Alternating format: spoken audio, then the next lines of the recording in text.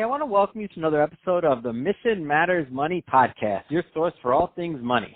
My name is Adam Torres. You can follow me on Instagram at AskAdamTorres. Keep up with my book releases, book tour schedule, signings, all that other good stuff. Always love to connect with you there.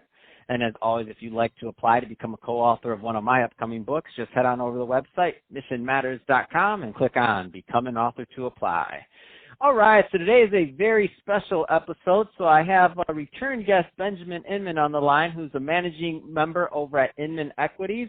And he's also here because we just released a new book together, so Money Matters Real Estate Edition Volume 2, where Benjamin wrote a chapter on syndication, and we're going to get into that amongst some other things. So, but first off, Benjamin, welcome back to the show. I appreciate it, Adam. Thanks for having me. Oh, man, so I'm excited to get into this chapter in your writing. So all on syndication, and a couple of quick things that I learned a lot about, I'll just say going through it, was number one, the benefits of a pitch book. We're going to get into that today because I haven't seen anybody laid out quite as nicely as you did there, and some other things. But before we get into that in your writing, I do want to not assume that all of our new listeners caught your first episode. So first off, tell us a little bit more about what you're up to over at Inman Equities, please. Yeah, so, Inman Equities, we owners and operators of multifamily properties throughout the Southeast, key markets that we focus in on, but, we purchase anything from anywhere from 50 units up to 300 units per property. We acquire portfolios at times if it makes sense. So, we're still in acquisition mode. Although we're in the middle of this Corona thing at the moment, we're still active, selectively active, I guess I should say. We're just as much focused on the operation side at this point, just to kind of get us through to the other side of this thing. Yeah, that's awesome. And I want to get into the chapter. So first off, let's just start kind of at the beginning. And to the listeners, we're not going to have time to go through the whole chapter today or the whole book. But that being said, why? Because we want you to go out and buy that book. So there's going to be a link in the show notes. We definitely sell books. So pick up a copy because I want you to catch all of Benjamin's writing in this. But let's just start off from the basics. So why syndication? So what has that meant for you? So syndication is great. It allows you to scale. I mean, it's not for everybody because there are people out there that prefer to go it alone. But for those that want to diversify their portfolio and scale with the power of partnerships, syndication makes a ton of sense because not only are you leveraging the power of your equity, but also your LP equities or your LP investors, rather, to invest their capital into your deals. It really helps you to buy a lot more property and to scale much faster. So I'm a fan of that, and again, like you said, everybody chooses what they want to do, right? So meaning some people don't want to scale in the same way. Some people want to acquire a property or two here and there, but for like really scaling and doing some things, that's the key. And just to give people an idea that you're not just making this up, do you care to share just a little bit of maybe your history and what you've done in syndication? Don't have to go too far into it, but just to let them know that you are the guy to be talking about this. That's all. Yeah, so 2.5 years ago, I left Cardone Capital. After I helped Grant build that company out a little bit, I decided to leave and start my own shop. That was 2 years ago. I went from 0 units to 2,323 units in 24 months. And that, just to put a dollar value on that, it's $192 million. And so we were roughly acquiring almost 12 properties a year, which equals to one multifamily property a month. That we were just rapid fire. I mean, it was a lot of work. It's still a lot of work, but we were just grinding it out and hustling hard, and it worked. That's unbelievable, first of all. Almost $200 million in freaking 24 months. Unbelievable. So that being said, I had to give. I hate to call you out like that, but I had to give you some context to the listeners to know why you were chosen to write this chapter. Like you're not just saying it, like you're doing it. You live it. So let's get into, and that's why I'm excited to get into the next part that you write about in your chapter. So the pitch book. First, define it, and then give us some of your thought processes on it that you go through. Yeah. So really, a pitch book is really nothing more than an executive summary, if you want to call it that, of the deal that you are pitching specifically, as well as a brief history of your past as an owner-operator or your past if you have not yet bought your first deal. It's just kind of a snapshot of why you're qualified to do what it is that you want to do. But it also gives a snapshot of the team members that are at the table. It can go into specifics on the deal itself. It can go, you can keep it very macro, which I recommend keeping it macro on a one sheet, and then going into further micro level detail if that's what you feel like you want to do. But I'd put that in the appendix or something, because not only people don't want to be bogged down with that kind of information, but there are guys out there that do like that information.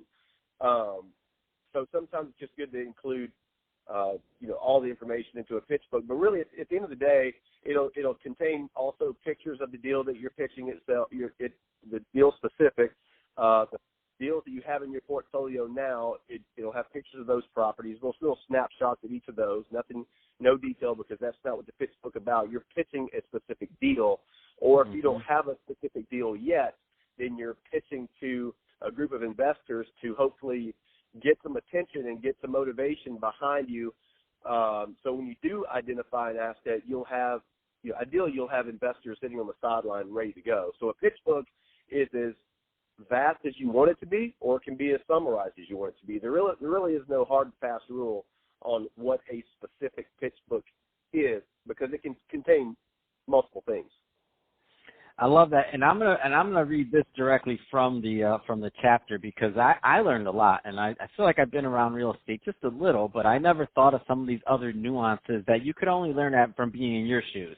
And I never thought about this. I'm like, because even back in the day when I was, doing little deals or trying to do little deals, like when I was just getting started, because I didn't have a pitch book or any type of system, I completely missed out on this. So you wrote, a pitch book helps you continue building your investor database. It's never too early to build out your relationship database of investors.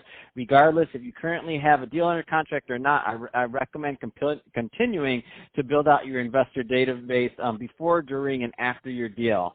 As you acquire more properties, continue to update your pitch book and with your current owned assets. It'll serve to continue adding to your credibility and building your track record. And I was like, that right there, that one little paragraph, that's the difference between a novice and a professional.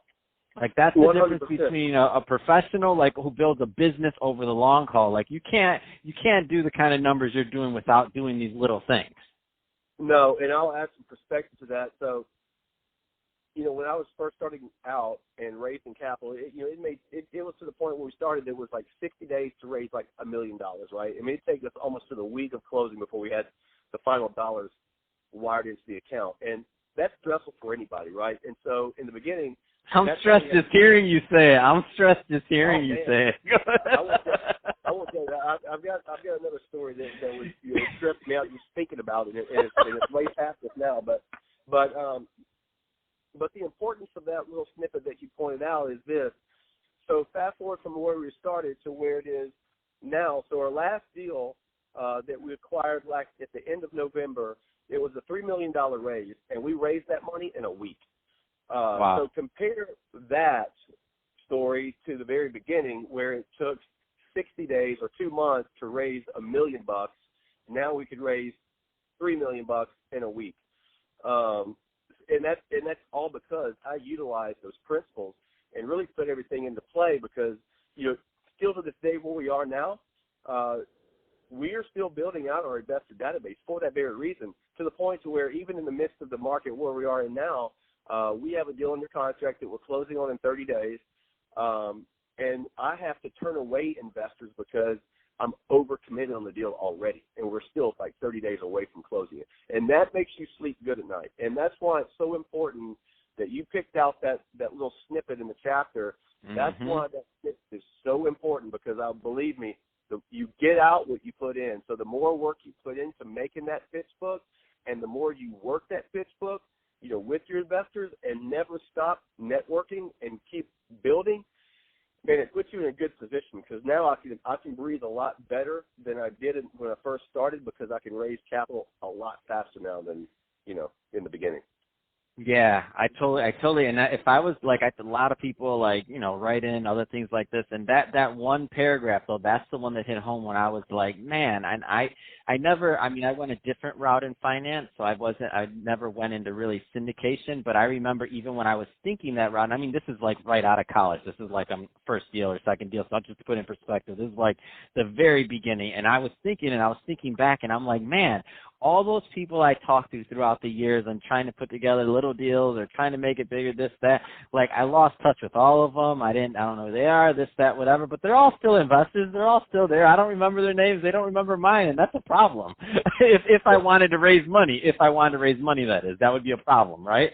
So for the young investors or even the more seasoned investors out there that are listening, don't underestimate like this, what Benjamin wrote in the book. And he's a living proof of what happens when you do these systems over time and you keep building your track record and everything else you're doing. I love it, man. Absolutely. So Benjamin, I can go over this with you all day long once we really get into it, but we're about running out of time here. Last two questions, if you will. Number one. What is the right type of investor and or person to contact Inman Equities that you typically like to work with? Question number one. And number two, how do they reach out? Yeah, okay. So question number one. So I really like working with the professionals that are, doctors, lawyers, dentists, people that have full-time jobs that make good income, that have money to invest, but are too busy with their practice or whatever their career is to really break away from that to put into finding properties, because it is a full-time job. And so, this is all I do. I eat, breathe, and sleep this industry, probably more than most, because I'm passionate about it. I've always been passionate about it. And so for me, that's why I like those type of investors. But on the other hand, I also have investors that have sold, major beverage companies that have repeatedly invested with me on numerous deals. So I like those guys too. But, look, a dollar is the same value in the hands of, someone that's, owns a landscape company or rides a lawnmower, as a career, or someone that's a doctor or lawyer. Their money is the same value, right? And so we'll work with any investor, but, you asked me to specifically point it out, so that's the ones that I specifically pointed out. And as far as them being able to get in touch with me, so we're on all the social media channels, Facebook, LinkedIn, Twitter, Instagram, at Inman Equities. So it has just the same username for every one of those platforms, at Inman Equities. But you can also reach me my email at binman@inmanequities.com. They can also find us online on our website at inmanequities.com. And as always, I'm the crazy guy that always tells people you can call me or text me on my personal cell at 615-513-3088 anytime. Just like anybody else building a company, you cannot take a break. It's a full-time job. I feel like I don't sleep sometimes, so if somebody texts me at 10 o'clock at night, they may get an answer. Oh, that's awesome. And I know you don't sleep. I don't know how you do it, but I do know how you do it. It's called freaking raising hundreds of millions of dollars in a couple of years. That's how you do it. You aren't sleeping. You get sleep next lifetime, Benjamin. I'm not worried about you. Well, hey, just wanted to say thanks again for coming back in the show, and it was an honor to publish your work. I know that a lot of the people, I got a lot out of reading it, and I learned a lot, so I'm sure our readers will also, so thank you for that. And to the audience, as always, thank you for tuning in. Hope you got a lot of value out of this. Don't forget, go check out that book. We'll have a link in the show notes. Pick it up. You definitely want to get the rest of what Benjamin wrote in there. And also subscribe to the podcast if you're a first-time listener. We want you to come back and listen to us some more and get some more out of this. So, Benjamin, thanks again for coming back on the show.